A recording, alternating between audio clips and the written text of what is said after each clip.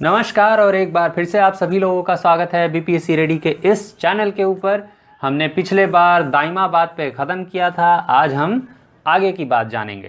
पर भाई साहब आप चैनल को सब्सक्राइब ज़रूर करिए, हम मेहनत कर रहे हैं, आपका एक छोटा सा सब्सक्रिप्शन है, आप बस सब्सक्राइब करिए। और वीडियो अच्छा लग रहा है, आप देख रहे हैं तो इसको लाइक ज़रूर करिए। चलिए हम कुछ और जानकारी की बात जान लेते हैं एंशिएंट हिस्ट्री में।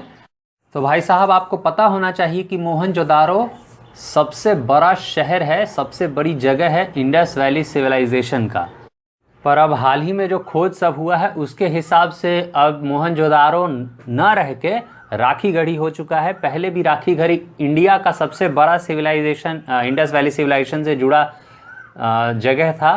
पर अब ओवरऑल यानी मोहनजोदारो से भी कंपेयर करो तो उससे भी बड़े एरिया में राखीगढ़ी की खोज फैल चुकी है। ऐसा पता चला है कि ये और बड़े क्षेत्रफल में फैला हुआ है।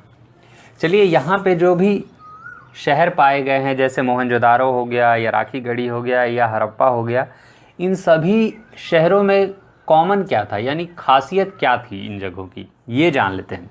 पीछे मैंने आपको बताया है अलग अलग शहरों में क्या मिला है, पर एक आम तौर पे इन सभी शहरों में एक जैसा क्या था, अधिकांश तौर पे एक दो जगहों को छोड़ दे तो, जो कि मैंने बताया है आपको पीछे। तो जानते हैं कि इसका क्या है जो सब में एक जैसा है, जैसे कि सिस्टमैटिक टाउन प्लानिंग।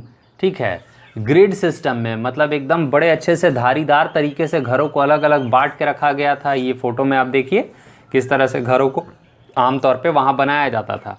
पर मैंने आपको पीछे बताया था कि बनावली में, जो कि इंडस वैली सिविलाइजेशन सभ्यता का एक शहर रहा था, उसमें ये तरीका मिसिंग था। यानी वहाँ लोगों ने ग्रिड सिस्टम में ये बिल्कुल एकदम चरखूट चरखूट टाइप के रेखाओं के बगल में घर नहीं बनाया था। तो बनावली का याद रखिएगा कि ये आम तौर पे सिस्टमैटिक टाउन प्लानिंग था, पर ये बनावली में मिसिंग था। वहीं इन सभी जगहों में एक और कॉमन क्या है कि यहाँ घरों की रचना के लिए ईंटों का इस्तेमाल हुआ है। आज से समझ लीजिए कि 4500 5000 साल पहले पके हुए ईंटों का इस्तेमाल हुआ है। इसके सभी अधिकांश शहरों में हमें अंडरग्राउंड ड्रेनेज यानी बहुत अच्छे से नाली की व्यवस्था थी। ज़मीन के अंदर बड़े बड़े नाली खुदे हुए थे और उनमें ईंटें बिछी हुई थी ताकि पानी अच्छे से जा सके, और थोड़ी थोड़ी जगह पे जगह छोड़ी हुई थी कि कचरा वहाँ जमा हो सके और उसको समय समय पे साफ़ करते रहा जा सके। तो इस तरह से बहुत अच्छे से ये शहर बनाया हुआ था। ये शहर फोर्टिफाइड थे, यानी कि इनके जो शहर थे यहाँ पे महलें बना होती थी, महल बने होते थे, उनको सिटाडेल कहते हैं। और उस सिटाडेल को फोर्टिफाई भी किया गया था, यानी चारों तरफ से सुरक्षा की दीवार भी बनाई गई थी।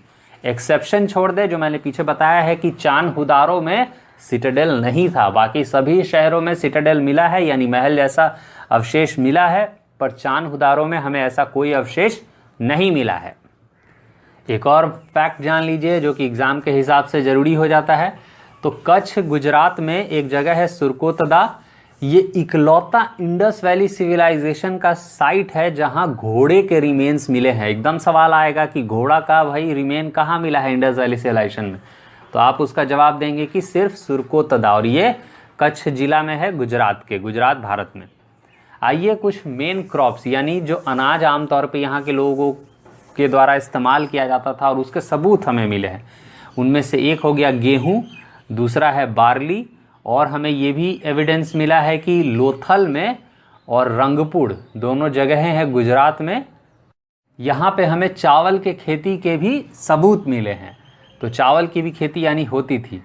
अदर क्रॉप्स यानी अन्य अनाजों में जो हमें यहाँ सबूत मिले हैं वो है मिले डेट्स के, यानी खजूर, मस्टर्ड, सरसों जो कि होता है, सिसमम यानी तिल हो गया, कॉटन हो गया, कपास, और भी अन्य तरह के पदार्थ मिले हैं। बट ये कुछ मुख्य है जो आपको पता होना चाहिए।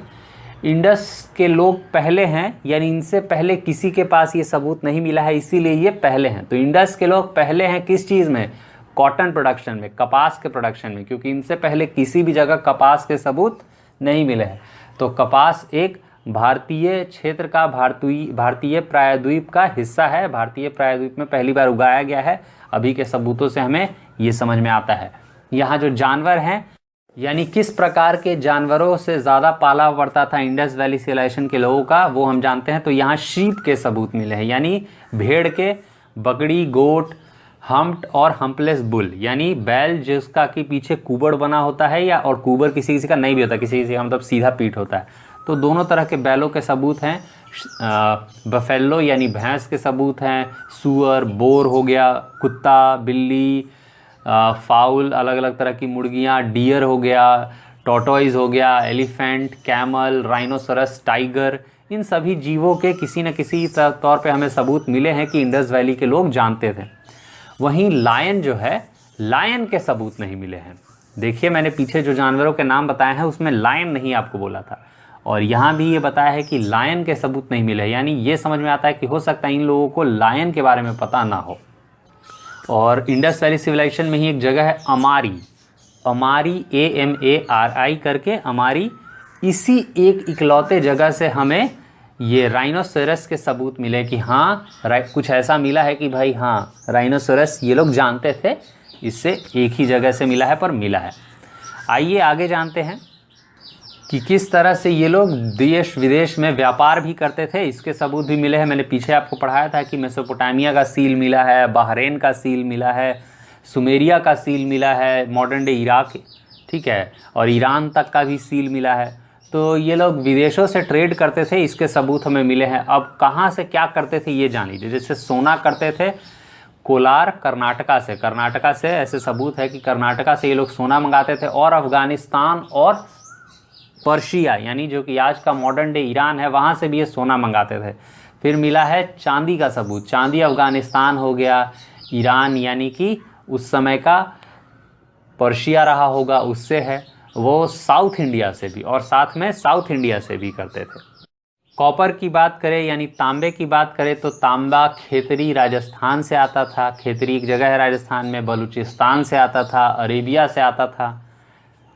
टिन की बात करें तो यह अफ़गानिस्तान या बिहार से आता था। फिर एक पत्थर होता है जिसका कि नाम है लापिस लजूली या सफ़ायर भी इसको कहते हैं, ये अफ़गानिस्तान से आता था, जिसका एक जगह है बडख्शान। ये इतना नहीं पूछेगा पर पूछ भी सकता है, पता होना चाहिए, बडख्शान अफ़गानिस्तान से आता था। फिर आता है जेड, जेड भी एक तरह का पत्थर है और ये सेंट्रल एशिया यानी मध्य एशिया से आता था। फिर स्टीयटाइट है, स्टीयटाइट भी एक तरह का पत्थर है। थोड़ा बहुत गूगल आप लोग भी करिएगा किस तरह का पत्थर है, फ़ोटो वोटो देखिएगा, मज़ा आ जाएगा। और स्टीयटाइट आता था ईरान और पाकिस्तान से। ईरान में है शहर सोख्ता, वहाँ से आता था, और पाकिस्तान में किरथार हिल है, वहाँ से आता था। अब ये तो सारा इंपोर्ट वाला आइटम हो गया। एक्सपोर्ट भी हम करते थे यानी बाहर भेजते भी थे, वो जान लीजिए क्या क्या है। तो एग्रीकल्चर यानी खेती का सामान हम बाहर भेजते थे, उसमें कॉटन हो गया, टेराकोटा का मूर्ति हो गया, टेराकोटा यानी पकाया हुआ मिट्टी से बना हुआ मूर्ति हो गया, पॉटरी हो गया यानी मर्तबान बर्तन, कुछ खास तरह की मोतियाँ हम भेजते थे। ख़ास तौर पे चांद हुदारों में मोतियों का फैक्ट्री भी मिला है, ये ध्यान रखिएगा, तो वहाँ से माना जाता है हम लोग मोती भी बेचते थे। कॉन्च सेल्स यानी शंख वगैरह भेजते थे, कॉन्च होता है शंख, ठीक है, और ये ज़्यादातर लोथल से जाता था।